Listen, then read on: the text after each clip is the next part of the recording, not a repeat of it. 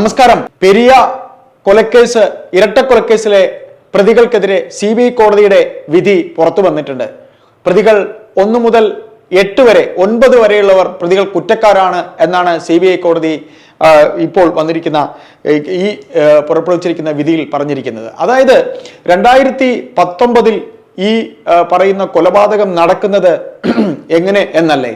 അതായത്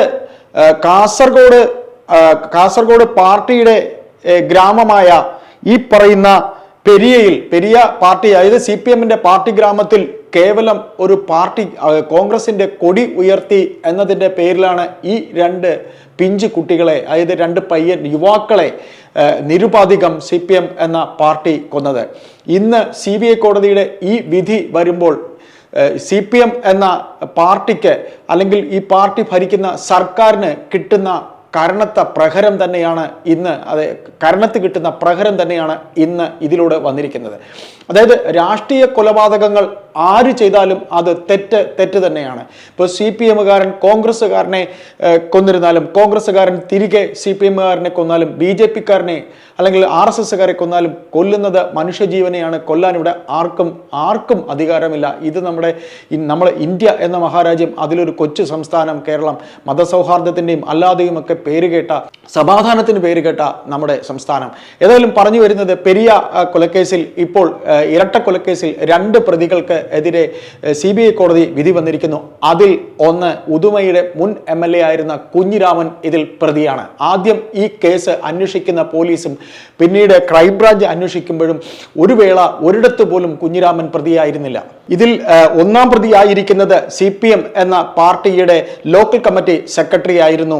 ഈ പറയുന്ന പെരിയയിലെ തന്നെ ഒരു ലോക്കൽ കമ്മിറ്റി സെക്രട്ടറിയായ പീതാംബരനാണ് 1-ാമത് പ്രതിയായിരിക്കുന്നത്. എന്തിന് CPM ഈ 2 യുവാക്കളെ കൊന്നു എന്ന് ചോദിച്ചാൽ നമുക്ക് അതിശയമുണ്ടാകും. കോളേജ് ക്യാമ്പസിലൊക്കെ, മറ്റ് ക്യാമ്പസുകളിലായാലും ITIയിലായാലും മറ്റേത് ക്യാമ്പസിലായാലും പാർട്ടി പതാക ഒക്കെ ഉയർത്തുന്നതിൻ്റെ പേരിൽ തർക്കം ഉണ്ടാകാറുണ്ട്. അവിടെയൊന്നും കൊലപാതകമൊന്നും നാം കണ്ടിട്ടില്ല. ഇവിടെ ആ ദേശത്ത് പാർട്ടി ഗ്രാമത്തിൽ കേവലം ഒരു കോൺഗ്രസിൻ്റെ ഒരു കൊടി ഉയർത്തിയതിനാണ് ഇത്തരത്തിൽ ഒരു കൊലപാതകം നടന്നത്. ഇവിടെ നമുക്ക് മറ്റൊന്നുകൂടെ പറയേണ്ടി വരും. അതായത് ഈ കേസിൽ ഇപ്പോൾ CBI കോടതിയിൽ പ്രതികൾക്ക് വേണ്ടി വാദിച്ചത് ആരാണെന്നല്ലേ? CK ശ്രീധരൻ എന്നൊരു വക്കീലുണ്ട്. ഈ വക്കീല് ശരിക്കും പറഞ്ഞാൽ ആരുടെ വക്കീലാണെന്നല്ലേ? ഈ വക്കീല് കോൺഗ്രസ്സുകാരനായിരുന്ന ഈ മരണപ്പെട്ട കുട്ടികളെ കുറിച്ച് അറിയാവുന്ന ഒരു വക്കീലാണ്. അവരുടെ കുടുംബത്തെക്കുറിച്ച് അറിയാവുന്ന, ഈ കാസർഗോഡത്തെ പെരിയയിലെ തന്നെ എല്ലാ സ്പന്ദനങ്ങളും അറിയാവുന്ന ഒരാൾ. അദ്ദേഹത്തിന് ഈ CPM എന്ന് പറയുന്ന പാർട്ടി വിലക്കെടുക്കുകയായിരുന്നു. അപ്പോൾ പെരിയ കേസിന്റെ വിധി ഇന്ന് CBI കോടതിയിലൂടെ പുറത്തു വരുമ്പോൾ നമുക്കതിൽ പറയാനുള്ള രാഷ്ട്രീയം എന്നത് ഈ സംസ്ഥാന സർക്കാരിന് കിട്ടുന്ന ഏറ്റവും വലിയ പ്രഹരം തന്നെയാണ് ഈ കോടതി വിധി. അതായത് ഈ കോടതി വിധി വരുന്നതിന് മുന്നേ ഹൈക്കോടതിയിൽ വെച്ച് തന്നെ ഇത് CBI അന്വേഷിക്കണം എന്ന് പറഞ്ഞപ്പോൾ സുപ്രീം കോടതിയിൽ വരെ പോയി നാമും നിങ്ങളും അടങ്ങുന്ന നമ്മുടെ തന്നെ നികുതി പണമെടുത്ത് ഈ 3.5 കോടിയിലധികം രൂപ ഈ സർക്കാർ ഇതിനു വേണ്ടി ചെലവാക്കിയത് നമുക്ക് പറയാനാകും. അതായത് ഇതിൽ 10 പേരെ വെറുതെ വിട്ടു എന്ന് പറയുമ്പോഴും 10 പേരെ വെറുതെ വിട്ടതിനെതിരെയും ഈ പറയുന്ന കോൺഗ്രസ് പാർട്ടി പോകും എന്ന് തന്നെയാണ് അവരുടെ യുവ MLA രാഹുൽ മാങ്കൂട്ടം പറയുന്നത്. രാഹുൽ മാങ്കൂട്ടം എന്ന യുവ നേതാവിൻ്റെ വാക്കുകൾ ഒരു വേള നമ്മളെ എല്ലാവരെയും ഇരുത്തി ചിന്തിക്കുന്നുണ്ട്. അദ്ദേഹത്തെ പോലെ വളരെ ഒരു തിളയ്ക്കുന്ന യൗവനങ്ങളായിരുന്നു അവർക്ക് നഷ്ടപ്പെട്ട ഈ ശരത്ലാലും കൃപേഷും. അതായത് അവരുടെ നാട്ടിലെ ഉത്സവം, അവിടെ അടുത്ത് തന്നെയുള്ള അവരുടെ ഒരു അമ്പലത്തിലെ ഉത്സവം കഴിഞ്ഞ് വരുന്ന വഴിയാണ് ഈ കുട്ടികളെ 2 പേരെയും പെരിയ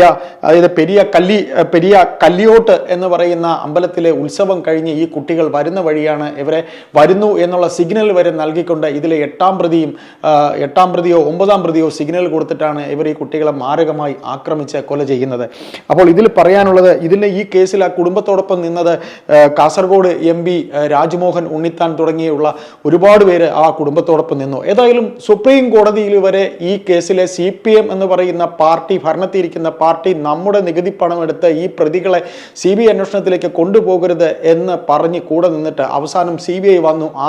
അങ്ങനെ CBI കൊണ്ട് അന്വേഷിപ്പിച്ച ന്യായപീഠത്തിന് നമുക്ക് നമ്മുടെ ശിരസ്കരായിട്ട് നിന്ന് അവർക്ക് നന്ദി പറയാം. കാരണം അങ്ങനെ ഒരു തീരുമാനത്തിൻ്റെ പുറത്താണ് കുഞ്ഞിരാമൻ എന്ന് പറയുന്ന ഒരു MLA ക്രൈംബ്രാഞ്ച് അന്വേഷണത്തിലൊന്നും വന്നില്ല.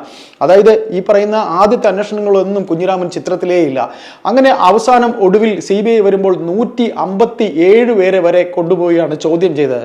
സാക്ഷി വിസ്താരവും അല്ലാതെയും ഒക്കെ വിസ്താരം നടത്തിയിട്ടാണ് ഈ പറയുന്ന രീതിയിൽ ഫിൽട്ടർ ചെയ്ത് 24 പേരെ പ്രതിയാക്കിയിരിക്കുന്നത്. ഇതിലാണ് ആദ്യത്തെ 8 പേര്, ആദ്യത്തെ 1 മുതൽ 9 വരെയുള്ളവർ പ്രതികളാണെന്നും അവർക്കുള്ള ശിക്ഷ ജാനുവരിയിൽ, ഈ വരുന്ന ജാനുവരിയിൽ തന്നെ 2-ാം തീയതിയോ 1-ാം തീയതിയോ ആണ്. ക്ഷമിക്കണം, ആ ഡേറ്റ് പെട്ടെന്ന് കിട്ടാത്തത് കൊണ്ടാണ്, കാണാത്തത് കൊണ്ടാണ്, ക്ഷമിക്കുക.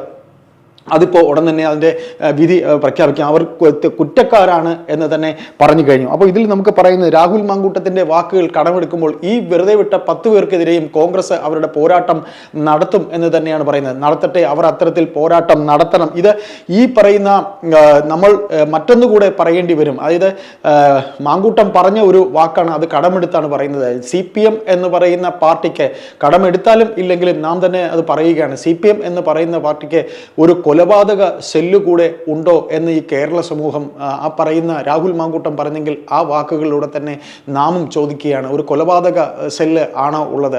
പിന്നെ ഒന്നുകൂടി ആ യുവ MLA പറയുന്നു, വാടിക്കൽ രാമകൃഷ്ണൻ കൊലക്കേസിലെ പ്രതി ആയിരുന്ന പാർട്ടിയുടെ പോളിറ്റ് ബ്യൂറോ മെമ്പറായിരിക്കുന്ന ഈ കേരളം ഭരിക്കുന്ന മുഖ്യമന്ത്രി പിണറായി വിജയന്റെ പാർട്ടിക്ക് ഇതല്ലാതെ മറ്റൊന്നും കാണിക്കാൻ കഴിയില്ല എന്ന് അവിടെ നമുക്ക് ഒന്നുകൂടെ പറയാൻ കഴിയും. അതായത് TPA ഇവർ കൊന്നത് ഒഞ്ചിയത്ത് വെച്ച്, പെരിയയിൽ ഈ 2 കൊച്ചു കുട്ടികളെ, 2 യുവാക്കളെ, ഇനിയും ജീവിതം ഒരുപാട് ബാക്കിയുണ്ടായിരുന്ന 2 ചെറുപ്പക്കാരെ നിഷ്കരണം കൊന്നു ഇവർ പെരിയയിൽ. പിന്നെ ഒന്ന് മട്ടന്നൂര് നമ്മുടെ ഷുഹൈബ് എന്ന് പറയുന്ന ഒരു ചെറുപ്പക്കാരനെ, ഷുഹൈബ് ഒരു വേള അദ്ദേഹത്തിൻ്റെ കാല് നഷ്ടപ്പെട്ട് ആശുപത്രിയിൽ കിടക്കുമ്പോൾ കാലില്ലാത്ത എനിക്ക് മട്ടന്നൂർ ജീവിക്കണ്ട എന്ന് ഷുഹൈബ് പറഞ്ഞതായൊക്കെ വാർത്തയുണ്ടായിരുന്നു. ഏതായാലും ഇതിൽ ഒന്ന് മാത്രം പറയാം, ഈ കൊലപാതക രാഷ്ട്രീയം ഒന്നിനും ഒരു അവസാന വാക്കല്ല.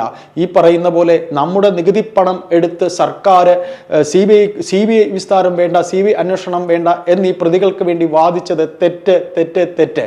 ഇനി ആ പണം നമ്മുടെ പണം എടുത്ത് നിങ്ങൾ ചെലവാക്കിയെങ്കിൽ നിങ്ങൾക്ക് ശിക്ഷ കിട്ടിയിരിക്കുന്നു, നിങ്ങൾ പരാജയപ്പെട്ടിരിക്കുന്നു. ആ നികുതി പണം നിങ്ങളുടെ പാർട്ടി ഫണ്ടിൽ നിന്ന് തിരികെ ഈ സർക്കാരിൻ്റെ ഖജനാവിലേക്ക് അടയ്ക്കണോ വേണ്ടയോ എന്ന് അന്തസ്സുള്ളവരാണെങ്കിൽ നിങ്ങൾ ചിന്തിക്കണം. ഏതായാലും ഇവർക്ക് ഇതിൽ ഒന്നുകൂടെ ആ കുടുംബം പറയുന്നു, അവർക്ക് ഈ വിധിയിൽ അവർ തൃപ്തരല്ല. ഇതിൽ വെറുതെ വിടുന്ന 10 പേർ എത്രയെങ്കിലും കൊല്ലം റിമാൻഡിൽ കഴിഞ്ഞവരാണ്. ഇവർക്കൊക്കെ ഇതിൽ പങ്കുണ്ട്. ഈ 10 പേരെ വെറുതെ വിട്ടതിൽ ഇനി അവിടെ പെരിയയിൽ അവരുടെ നാട്ടിൽ ഇവർ ആഘോഷമാക്കില്ല എന്ന് ആര് കണ്ടു? ഏതായാലും കൊലപാതക രാഷ്ട്രീയം ഒന്നിനും ഉത്തരമല്ല എന്നുള്ളത് ഈ പറയുന്ന ഈ കാലഘട്ടത്തിൽ ഈ ചെറുപ്പക്കാരെ നിയന്ത്രിക്കുന്ന, അതായത് വാർദ്ധക്യം ബാധിച്ച, ബുദ്ധി നശിച്ചുകൊണ്ടിരിക്കുന്ന, അതായത് പാർട്ടിയെ നിയന്ത്രിക്കുന്ന, അതായത് പണ്ടൊക്കെ ജീവിത പരിചയം എന്ന് പറയുന്നത് ജീവിച്ചു പോകുന്ന കാലയളവ്, ജീവിക്കുന്ന ജീവിത പരിചയമാണ് എന്നുണ്ടെങ്കിൽ ആ ജീവിത പരിചയത്തിൻ്റെ ഇതിൽ ഇന്നിപ്പം സംസ്ഥാനം ഭരിക്കുന്ന മുഖ്യമന്ത്രിയായും ഓരോ രാഷ്ട്രീയ പാർട്ടിയുടെ തലപ്പത്തിരിക്കുന്നവരും ഈ വയസ്സായ ബുദ്ധികൾ, ഈ വയസ്സൻ ബുദ്ധികൾ ഈ ചെറുപ്പക്കാർക്ക് നല്ലത് ഉപദേശിക്കേണ്ടതല്ലേ? അതിൻ്റെ കാലം കടന്നില്ലേ? കൊലപാതകം ഒന്നിനും ഉത്തരമല്ല. ഏതായാലും നമുക്ക് നഷ്ടപ്പെട്ടത് നമ്മുടെ 2 സഹോദരന്മാരെയാണ്.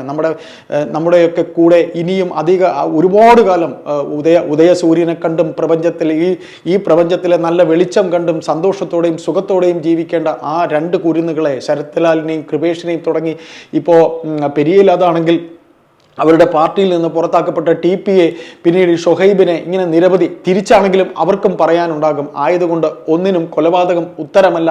ഈ പറയുന്ന വിധിയും ഇത് നൽകുന്ന പാഠവും അവർക്ക് സർക്കാരിന് കിട്ടുന്ന കരണത്തടിയും ഒക്കെ രാഷ്ട്രീയമായി പറയുന്നതല്ല. ഒന്നിനും രാഷ്ട്രീയം ഇടകലർത്തി അല്ല ഈ സംസാരം എന്നുള്ളത് പൂർണ്ണമായി നിങ്ങളെ ബോധ്യപ്പെടുത്തുന്നു. ആയതുകൊണ്ട് തന്നെ ഈ കേരള സമൂഹത്തിന് നൽകുന്ന ഗുണപാഠം, CBI കോടതി നൽകിയിരിക്കുന്ന ഈ വിധിയിലൂടെ ഈ രാഷ്ട്രീയ കേരളത്തിന് അല്ലെങ്കിൽ കേരള സമൂഹത്തിന് നൽകിയിരിക്കുന്ന ഗുണപാഠം വളരെ വലുത് തന്നെയാണ്. നന്ദി, നമസ്കാരം.